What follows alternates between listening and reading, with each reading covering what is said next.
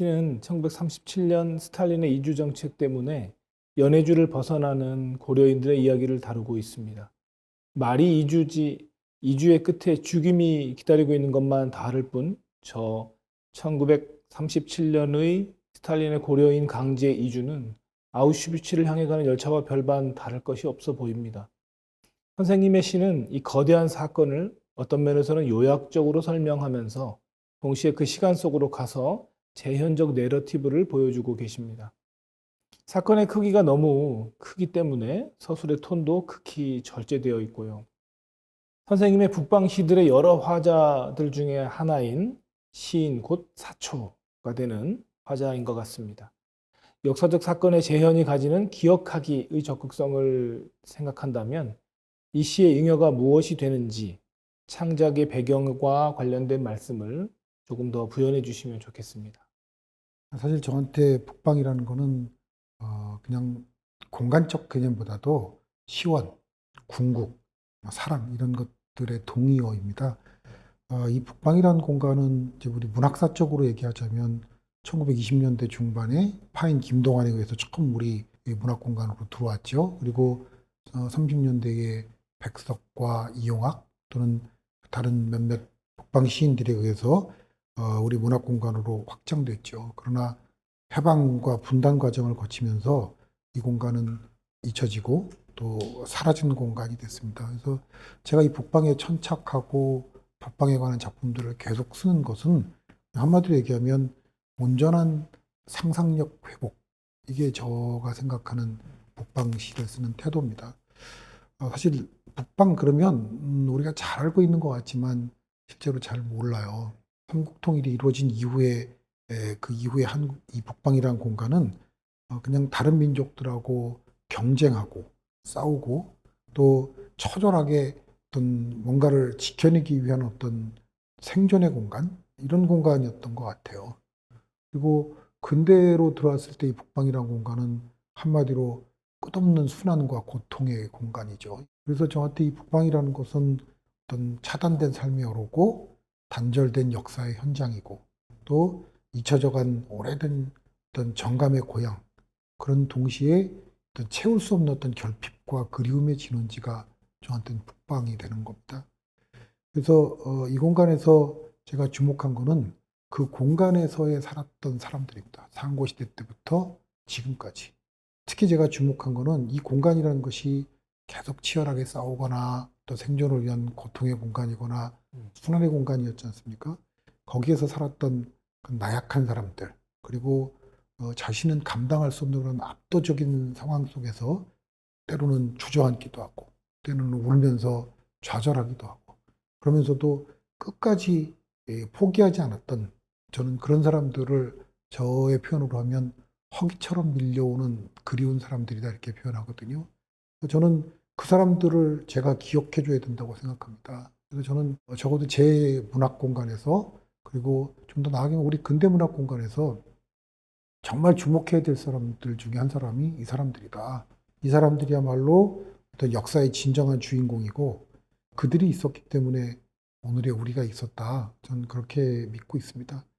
저는 어떤 호기심이나 기행 차원에서 북방을 보는 게 아니라 우리의 어떤 잃어버린 또 온전한 상상력을 제대로 돌려놓고 싶다.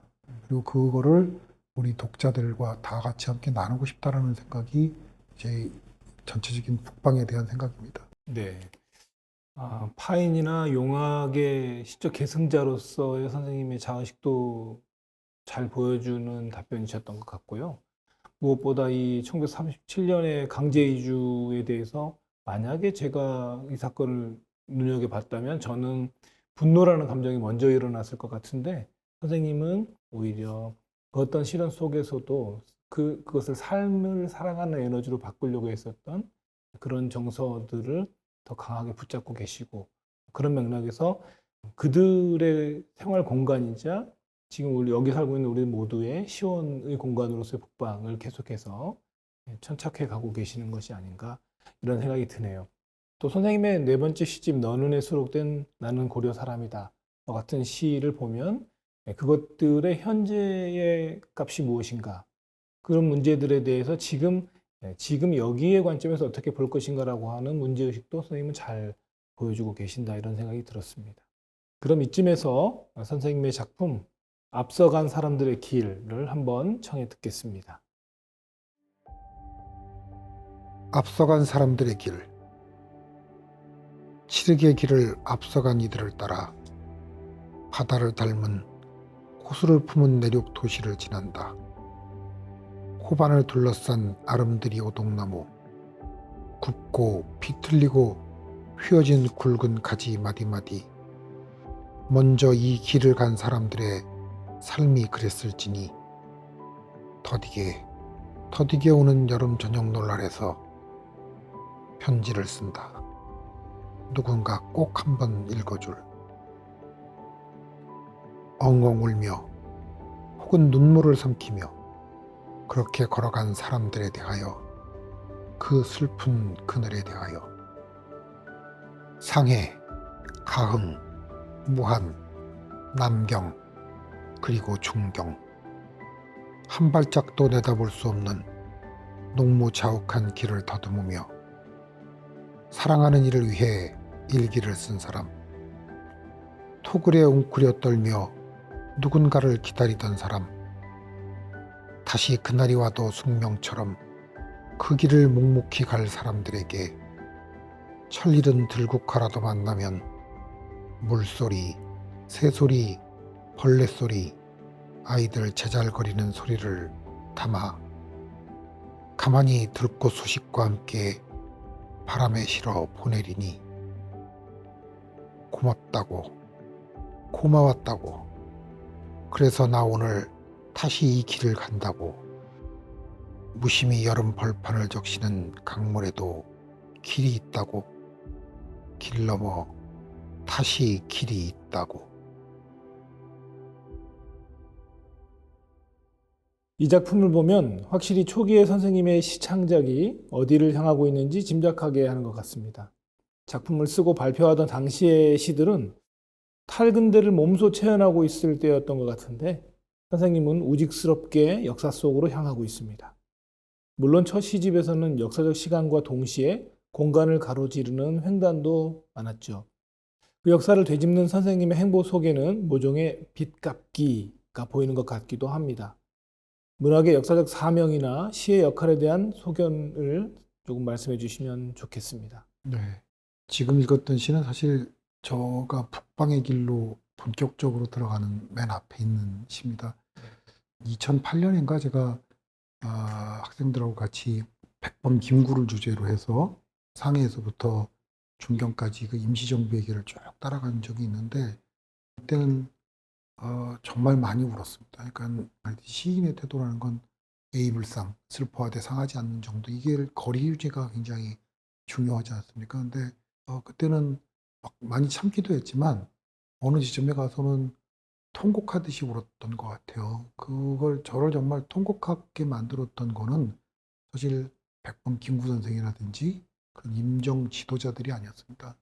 임정 지도자들을 따랐던 그 무명의 사람들은 사실 자기가 내일 어떻게 될지, 내 미래가 어떻게 될지 아무도 모르는 그 칠흑의 길을 걸어간 사람들이지 않습니까?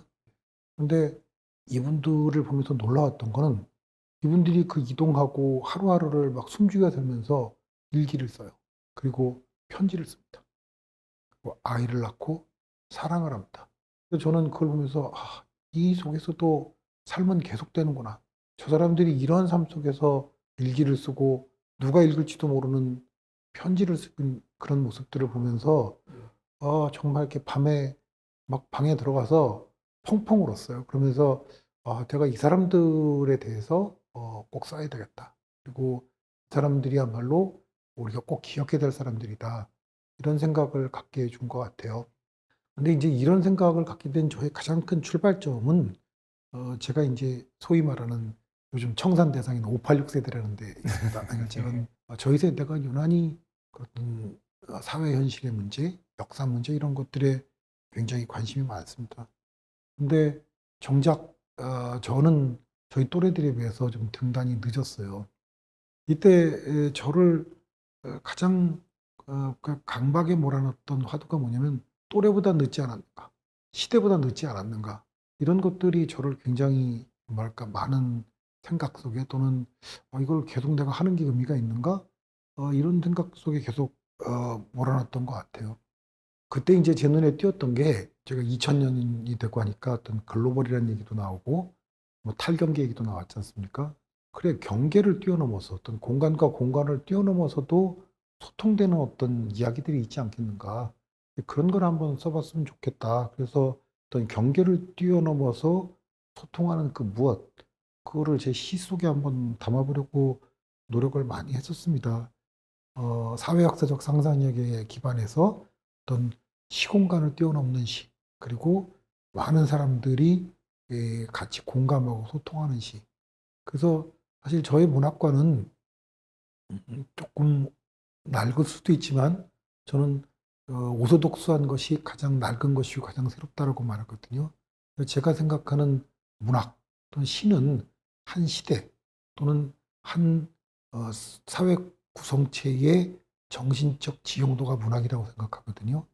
그러니까 그런 관점에서 계속해서 작품을 썼고 또 나름대로 기여를 할 수 있었다고 생각합니다. 네. 아까 언급하셨던 그 북방 관련 이야기에서도 이 무명 이야기를 하셨는데 북방이라는 이 광활한 공간이 역사적으로는 가라앉아 있었던 공간이고 우리 문학이나 역사 안에서 제대로 그 이야기되지 못했던 공간이기 때문에 그 속에 포함되는 무수하게 많은 무명들을 생각하니 선생님이 어떤 지점에서 마음이 울컥했는지 좀 공감이 가기도 합니다.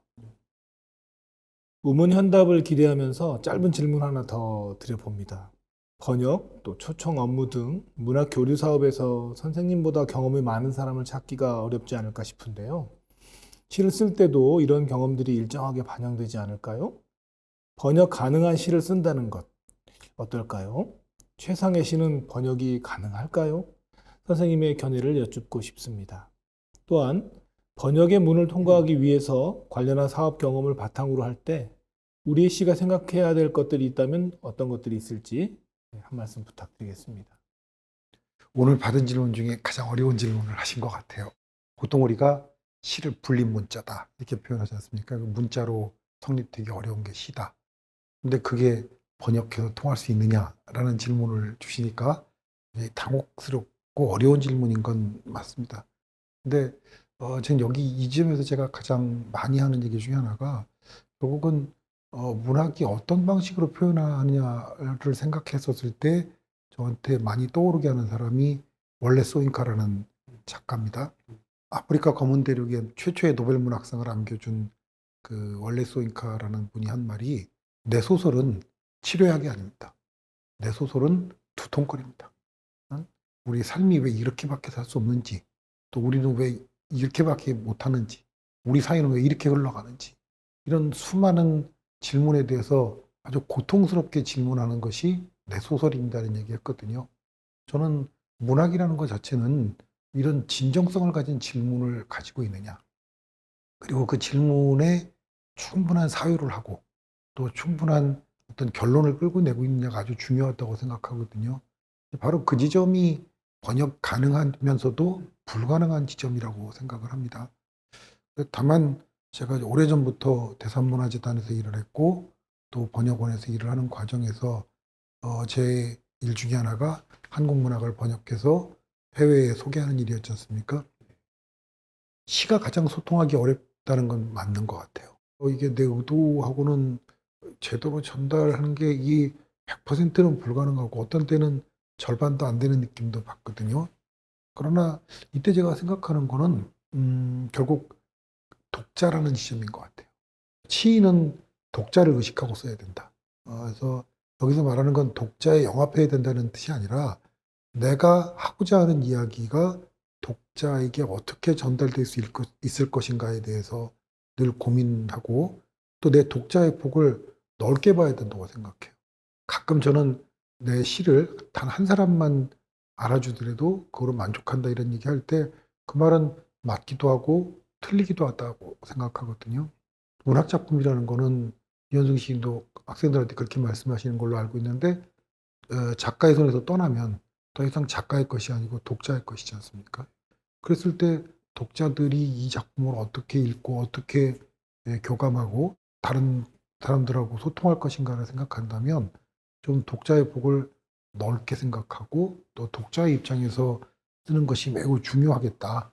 그래서 그런 타자와의 소통과 공감을 전제로 하고 작품을 쓰는 것이 좋겠다. 특히 이제 우리가 글로벌한 시대에 살고 있으니까 독자가 더 이상 한글로만 된 독자가 아니라 여러 국어로 번역돼서 좀 더 많은 독자들을 만날 수 있지 않겠습니까? 근데 그런 새로운 시대에 왔었을 때 그런 것도 고민했으면 좋겠다. 우리가 독자와 소통과 공감하기 위한 혁신과 실험이 필요한 때라고 생각합니다. 그래서 저는 시 번역은 어렵기도 하고 전달되기도 어렵지만 제가 말씀드린 그런 지점들을 잘 통과하게 되면 소설 텍스트하고 달리 굉장히 오래 간다. 그래서 우리 시인들이 앞으로 해야 될 일이 더 많다. 어쩌면 네. 지금부터다. 이렇게 긍정적으로 생각합니다. 예. 저도 같은 생각을 가지게 되는 것 같습니다. 한국 사람들만큼 시를 좋아하는 민족이 없는데, 예. 한국의 문학이 지금 세계인들한테 읽히기 시작했다면, 당연히 또 언젠가 한국의 시가 세계인들을 매료시키는 날이 멀지 않을 거라고 생각합니다. 예. 여러 말씀 잘 들었습니다. 예. 선생님의 세 번째 작품, 마당을 건너다를 그러면 한번 청해 들어보도록 하겠습니다. 네. 마당을 건너다.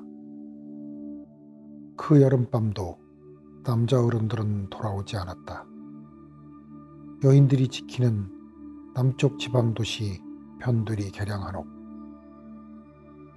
어둠을 밀고 온 저녁바람이 선선히 들고 나면 외등 밝힌 널찍한 마당 한편에 모깃불을 피워놓고 저녁상을 물린 할머니를 따라 평상에 자리 잡은 누이와 나, 그리고 막둥아 하면 한사코 고개를 가로젓던 코올리게 동생은 옥수수와 감자 혹은 수박을 베어 물고 입가에 흐르는 단물을 연신 팔뚝으로 훔쳐냈다. 안개 짙은 어둠이 짙어질수록 할머니는 그날도 마작판에 갔는지 작은 댁에 갔는지 모를 조부를 기다리며 파란 대문을 기웃거렸고 부엌과 평상을 오가는 어머니는 좀처럼 말이 없었다. 어둠이 더 깊어지면 할머니는 두런두런 일 찾아 항구 도시로 간 아버지 얘기를 했고 마당을 서성이던 어머니는 더 과묵해졌다. 기다려도 오지 않는 할아버지와 아버지, 그리고 달과 별과 호랑이, 고래와 바다를 두서없이 얘기하다 쓰러지듯 평상 위에 잠든 아이들을 할머니와 어머니는 하나씩 들쳐업고 별빛 가득한 마당을 건너 그늘 깊은 방에 들었다.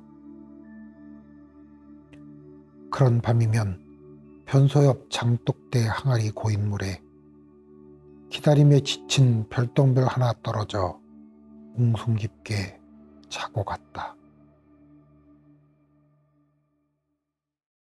조모님과 어머니의 슬하에서 여름 저녁을 지나는 삼남매의 한때가 아슬아합니다.